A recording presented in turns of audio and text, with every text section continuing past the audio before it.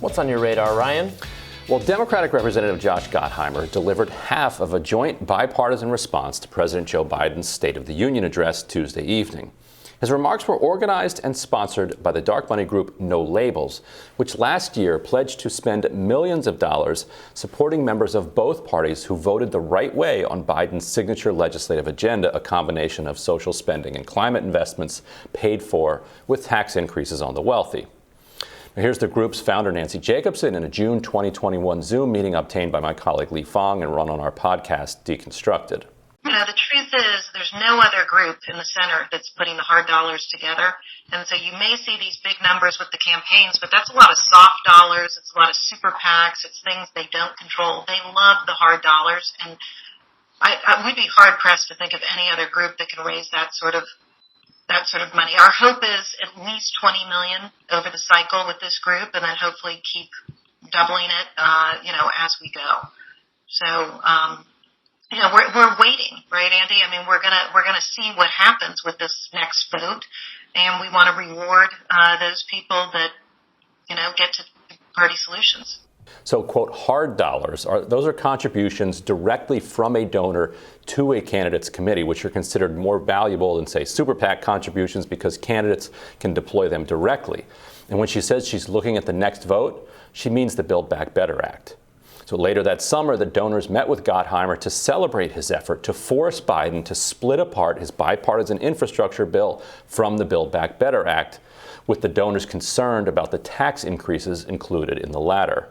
So Gottheimer told Axios earlier this week that the decision by the progressive wing of the party to have Representative Rashida Tlaib give a speech in response to Biden's address was, quote, like keying your own car and slashing your own tires, even as Gottheimer himself did work tirelessly to undermine Biden's agenda on behalf of some of the wealthiest people in the country.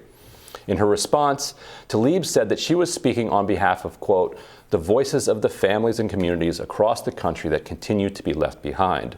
Gottheimer, meanwhile, has a narrower set of constituents he was giving voice to.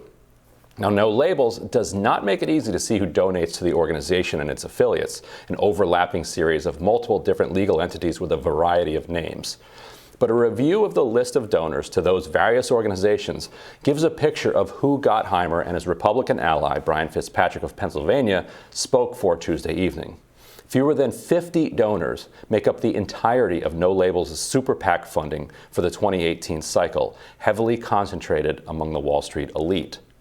The oddest donor was not actually Rupert Murdoch's son, James, but rather Roger Stone, who kicked in $50,000 to the group. Now, many of those on the rolls also appeared on the strategy calls with Manchin and Gottheimer. 8 donors gave at least $500,000 in that 2018 cycle, making up the bulk of the funding. The super PACs were founded after the 2016 cycle with the aim of fending off, quote, extremist candidates in both parties. So the super PACs collectively raised $9,756,000 and moved it in and out of 6 different entities. And they were named Progress Tomorrow, Patriotic Americans, United for Progress, Govern or Go Home, Forward Not Back, and Citizens for a Strong America. At the end of the cycle, a combined $2.73 million remained unspent and was moved to a group called No Labels Action. In June 2020, that organization funneled $2.1 million directly to No Labels, which is registered as a 501c4 nonprofit. So who are the billionaires funding Gottheimer's play here? Well, Nelson Peltz, the billionaire CEO of Trian Partners, gave $900,000 to Citizens for a Strong America, Inc. and Forward Not Back, which are both arms of No Labels. Trian Partners is an aggressive activist hedge fund heavily dependent on favored tax treatment. Peltz was a major Trump backer, though abandoned him after the January 6th riot. Trump had previously, in fact, been endorsed by No Labels as a, quote, problem solver. Gottheimer is co-chair of the Congressional Problem Solvers Caucus, a bipartisan group organized by No Labels. Peter May, another partner at Trian, kicked in $500,000 to Forward Not Back. Forward Not Back then kicked money over to No Labels Action, Inc., and in June 2020, that's when they moved that $2.1 million to No Labels directly. Louis Bacon gave $1 million in 2018 to super PACs connected to no labels, $500,000 to Restore Our Future, and $250,000 each to Forward Not Back and Citizens for a Strong America. Bacon is a billionaire who made his fortune via his global investment firm, which is highly dependent on government support and sensitive to changes in government policy.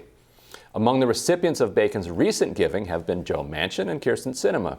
Beyond his no labels contributions, his biggest donations have included $1 million and $500,000 going to super PACs supporting the presidential runs of Jeb Bush and Mitt Romney.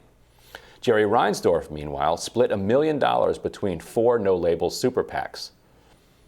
I'll skip the names on these ones. Same ones you're familiar with already. The billionaire Reinsdorf, he's owner of the Chicago Bulls and the White Sox. He made his fortune through a loophole in the tax code. He owned a real estate empire, and then he would lease it back to himself to maximize public subsidies.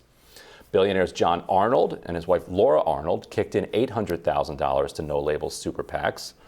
Arnold made his fortune at Enron, contributing to an era-defining energy crisis produced by the company's fraud. Enron CEO Ken Lay died after he was convicted of fraud and conspiracy, but before he faced prison. Another $500,000 came to no labels that cycle from Howard Marks, a multi-billionaire who runs Oak Tree Capital, a massive wealth fund that focuses on politically sensitive investments in distressed assets. And Fox News owner Rupert Murdoch's son, James Murdoch, also gave $500,000 to the group. James Murdoch is known as the liberal of the family, whose belief in climate change and the need to tackle it sets him apart from the rest of his family. But Murdoch's support of the leading group who fought what would have been the largest climate investment ever is at odds with that stated support. So those are the 8 billionaires and multi-millionaires who gave at least $500,000. There's another couple dozen kind of finance, capital, big shots who also kicked in somewhere between $100,000 and $400,000. But ultimately, you're only talking about a few dozen people out of a population of 40 million people in this country that can have such an extraordinary amount of influence over our political system that they can fund an effort that successfully undermined the president's agenda. And then they can have Gottheimer and Fitzpatrick go out and say, isn't it awful how those progressives undermined the president?